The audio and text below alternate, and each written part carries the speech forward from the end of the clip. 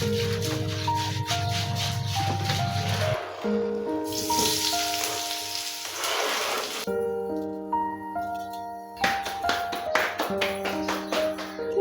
You. ये भी मुझे दे। मुझे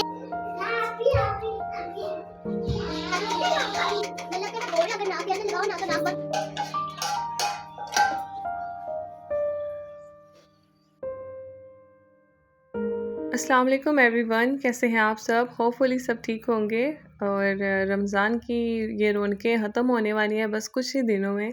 तो सब लोग को मेरी तरफ़ से मुबारक हो जिन्होंने इबादतें की, पूरे रोज़े रखे माशाल्लाह से। अल्लाह ताला सबके रोज़े, सबकी इबादत कबूल फ़रमाए। मैंने कहा जाते-जाते ना आप लोग के साथ अपनी एक सहरी की रूटीन शेयर कर दूँ, उसके बाद ईद की जो तैयारियों में बिज़ी हूँ वो मैं आप लोग के साथ शेयर कर दूँ। तो तकरीबन 2 बजे के टाइम में उठ गई थी, तहज्जुद वगैरह पढ़ के कुछ नफ़ल वगैरह पढ़ के फिर मैं किचन में आई थी। और यहाँ सुबह के टाइम में जो है ना बोनलेस चिकन कढ़ाई बना रही हूँ, जिसमें मैंने ना कलेजी वो नहीं निकाली। तो ये ना मैंने चिकन को छोटे-छोटे पीसेस में काट लिया था और बस इसमें ना मैं मसाले डाल रही हूँ, जिसमें कुटी हुई मिर्चें हाफ़ टी स्पून और सुरख मिर्चें थी 1 टीस्पून और उसके बाद नमक था 1 टीस्पून, उसके बाद गरम मसाला हाफ़ टी स्पून और थोड़ी-सी हल्दी डाल के फिर मैंने इसको अच्छे से भून लिया था। और उसके बाद जब मैंने सही से सारा चिकन मसालों के साथ भुना ना, उसके बाद मैंने इसके अंदर टमाटर ऐड कर दिए और दम लगा दिया। बहुत ही क्विकली बनता है ना, तो इसलिए मैं सहरी के टाइम बना रही हूँ। अच्छा, उसके बाद ना मैंने थोड़ा-सा दही इसमें ऐड किया, साथ-साथ रोटियाँ बना रही थी और साथ ही ना इसको भून रही थी। दही ऐड करके जब दही अच्छे से मसाला बन जाए, उसके बाद 2 से 3 टेबलस्पून ना क्रीम के ऐड कर दें। तो ये हमारी बोनलेस चिकन कढ़ाई जो है ना वो रेडी है माशाल्लाह से। अच्छा, मेरी जो है ना जैकेट जब भी ब्लैक कलर की पहनो ना, तो रोटी बनाते वक़्त इतनी वो गंदी हो जाती है ना, जितनी मर्ज़ी आप ट्राई कर लें उसको सेव करने की। उसके बाद हरी मिर्चों के साथ गार्निश करेंगे और हरी मिर्ची एंड पे डालें तो उनका टेस्ट ही अलग होता है। तो ये इतनी ज़्यादा तीखी नहीं थी। साथ ही धनिया के साथ मैंने इसको गार्निश कर लिया था और मेरी जो है ना बोनलेस चिकन कढ़ाई वो रेडी थी और इतनी मज़े की ये तैयार हुई थी ना, तो लाज़मी ट्राई करना, बहुत ज़बरदस्त बनती है, बहुत क्विकली बन गई थी और बहुत ईज़ी रेसिपी है। अच्छा जी, उसके बाद इसको मैंने साइड पे करके मैंने चाय भी रख ली थी और मैंने बस 2 रोटियाँ 2 पराठे बनाए थे, क्योंकि हम बस 2 से 3 लोग रह गए हैं घर पे। और ये चाय मेरी बन गई थी। अच्छा, सुबह का टाइम था ना, बस सारा काम फिनिश करके फ्री होके, संडे है तो बच्चे घर पे थे। तो यहाँ पे ना मैं सबसे पहले उठते साथ ही ना पहले सारे काम ख़त्म किए। जब बच्चे उठे ना तो साथ ही मैंने आटा गूँध लिया था और फिर उनकी जो पसंद की चीज़ें थी ना वो मैंने उनको बना के दी। तो उनके क्या पसंद थी, चूरी थी। अच्छा, आज मैंने कहा बच्चों को ना कुछ दूध का स्पेशल बना के दूँ, तो यहाँ पे मैंने उनके लिए खीर रख दी थी बनाने के लिए और साथ चूरी दे दूँगी। और चूरी बहुत शौक से खाते हैं सुबह के टाइम। और वैसे भी उनसे अगर पूछे ना आप लोगों ने सुबह क्या खाना है, तो उनका यही होता है ना कि हमने चूरी खानी है। तो यहाँ पे ना मैंने शाम के लिए और नेक्स्ट सहरी के लिए भी आटा गूँध के रख लिया था। जब आप ज़्यादा सारा आटा गूँध लें ना, तो आप बहुत ईज़ी हो जाते हैं। तो बस यहाँ पे मैंने पहले चूरी बना ली थी बच्चों के लिए।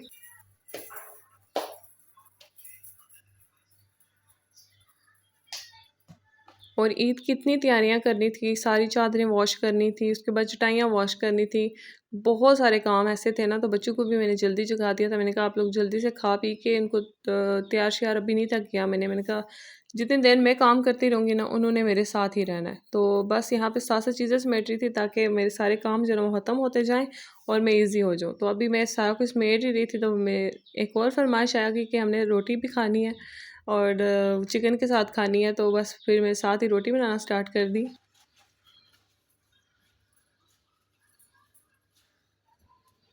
बच्चों को अच्छे से नाश्ता बना के ना मैंने आज हेल्पर से बोला आज आप नीचे वाले पोर्शंस को छोड़ दें, वो साफ़ सुथरे हैं, आप लोग ऊपर आ जाएं और मेरी थोड़ी सी हेल्प कर दें। तो मैंने उनको ऊपर बुला लिया था। ज़ाहिर रोज़ा रखे बहुत से काम ऐसे थे ना, तो मैंने कहा पहले इस फ्लोर से शुरू करते हैं, फिर आहिस्ता आहिस्ता नीचे के दोनों फ्लोर्स भी मैनेज कर लेंगे। वहाँ इतना नहीं है ना, इतना मैस, क्योंकि कोई बंदा ही नहीं है तो फिर कहाँ से मैस होगा। तो ऊपर ही होते हैं हम सब। तो फिर मैंने कहा यहाँ से स्टार्ट करते हैं, फिर नीचे के दोनों भी साफ़ कर लेंगे। तो बस यहाँ पे खीर भी बना दी थी, अगर थोड़ी देर के बाद उनको भूख लग भी गई ना, तो फिर मैं इनको खीर दे दूँगी। फ़िलहाल इसको मैं फ्रिज में रखने लगी हूँ।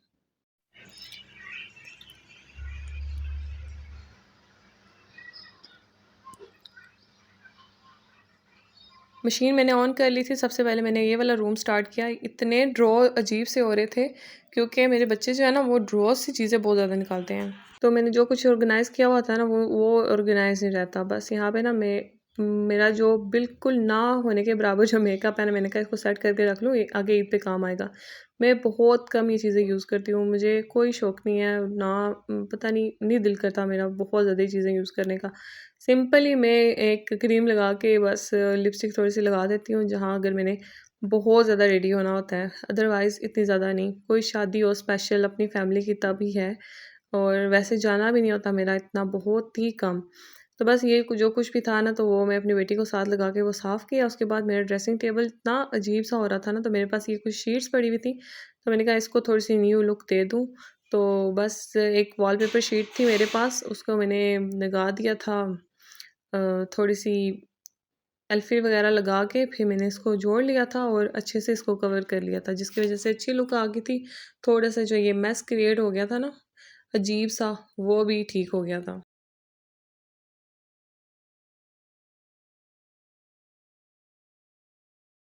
तो अगर ये मेरे पास वॉलपेपर शीट ना भी पड़ी होती ना, तो मैं मंगवा लेती और इस पे लाज़मी कुछ ना कुछ लगाती। अब अगर यहाँ इसके ऊपर मेरे हस्बैंड मुझे शीशा लगवा के दे देना, तो ये लॉन्ग लाइफ जो है ना वो चलेगा, ख़राब भी नहीं होगा, और शीशा साफ़ करना बहुत ईज़ी हो जाता है फिर इसके ऊपर। तो होप सो ईद के बाद मेरे जो कुछ पेंडिंग काम है घर के वो हो जाएँ, ताकि मैं ईज़ी हो जाऊँ। अच्छा, जब भी मैं और मेरी हेल्पर यहाँ पे कपड़े धो रहे थे ना, तो हमने चटाई साथ नीचे रख दी थी, साथ ये जो है ना गीली रही है, मतलब पानी में वेट रही है। जब पानी में इसको काफ़ी देर आप रखें ना, तो इसका सारी मिट्टी धूल सारी जो है ना वो जाती है, और फिर अच्छे से जो है ना वो रिमूव हो जाती है। दूसरी चटाई भी मैंने अच्छे से रगड़ के वॉश कर दी थी, अब उसको भी धो के हम फैला देंगे। अब इसको ज़्यादा ज़रूरत थी, क्योंकि ये ज़्यादा यूज़ में थी, नमाज़ वगैरह पढ़ना, बच्चा खेलना भी इसी पे होता था, और उसके बाद होमवर्क भी इसी पे। तो ये काफ़ी गंदी हो रही थी ना, तो इसको मैंने अच्छे से वॉश कर लिया था, और ये कपड़े थे। अच्छा, कपड़ों के ऊपर कपड़े इसलिए फैलाए हुए हैं ना, कि यहाँ पे हवा का बहुत ज़्यादा तेज़ सिस्टम है ना, और जगह भी इतनी है कपड़े फैलाने वाली, तो फुल स्पिन करके ना धूप में हमने कपड़ों के ऊपर कपड़े फैला दिए थे। अच्छा जी, उसके बाद ना कपड़े साथ-साथ फिनिश हो रहे थे, चादरें सारी उतार ली थी, सारी वॉश की थी, ताकि ईद पे जो है ना हम नेक्स्ट दूसरे पोर्शंस भी देख लें, और बाकी शीशे वगैरह साफ़ करना और बाकी की चीज़ें साफ़ करना देख लें। हमने बाहर से काम ख़त्म किया ना, तो बस अंदर की डीप क्लीनिंग शुरू होने वाली है। तो मैंने अपने हेल्पर से कहा ना, आप पोछा लगाएँ और मैं जो है ना झाड़ू लगाती हूँ। एक बंदे को हम बिल्कुल अकेला भी नहीं छोड़ सकते, इतना ज़्यादा काम का बर्डन डाल के। तो बस मैं उनके साथ हेल्प कर रही थी, और वो मेरी हेल्प कर रही थी, मैं उनकी हेल्प कर रही थी। तो ऐसे हमारा निज़ाम चलता जा रहा था। अभी फ़िलहाल के लिए मैं बस विंडोज़ में से सारी डस्ट वगैरह रिमूव करूँगी। इंशाल्लाह जो है ना नेक्स्ट डे जो है ना सारी विंडो साफ़ करूँगी, जो मेरे से हो सकी वो तो मैं करूँगी। बाकी मैं किसी हेल्पर को लगा के वो फिर साफ़ करवा दूँगी, क्योंकि बहुत ज़्यादा बर्डन है इन शीशों का भी। ये मतलब थोड़ा-सा बड़ा काम है। उसके बाद झाड़ू वगैरह सारी तरफ से लगा के और साफ़ कर लिया था मैंने पूरे घर को।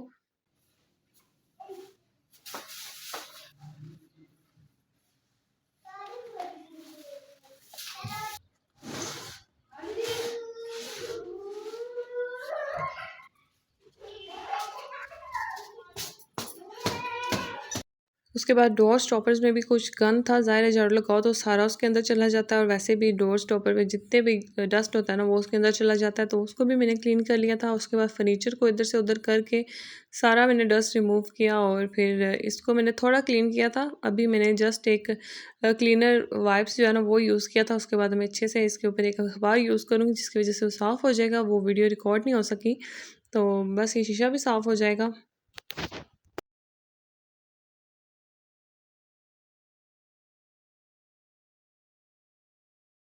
इस टाइम बच्चों को इतनी भूख लग रही थी ना, फिर मैंने खीर बना के रखी हुई थी, वो मैंने उनको दे दी, और फिर वो बैठ के खा रहे थे, तब तक मैंने झाड़ू लगा लिया था।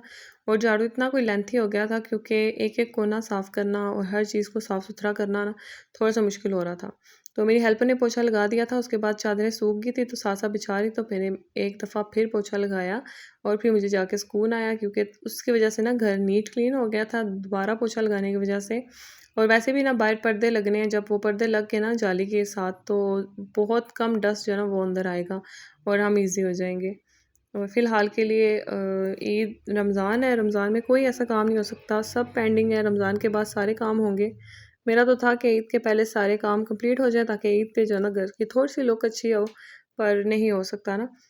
कोई भी ईज़ी नहीं है, सब बिज़ी हैं अपने-अपने कामों में। और बस यहाँ पे मैंने दोबारा से पोछा लगाया, तो ये देखिए कितना गंद दोबारा से निकल रहा है ना, छोटे-छोटे पीसीज़ और हर चीज़। और वैसे भी अपने हाथों का लगा हुआ पोछा ना उसकी बात ही अलग होती है। बंदा 2 से 3 दफ़ा निचोड़ के अच्छे से फिर इसको यूज़ करता है।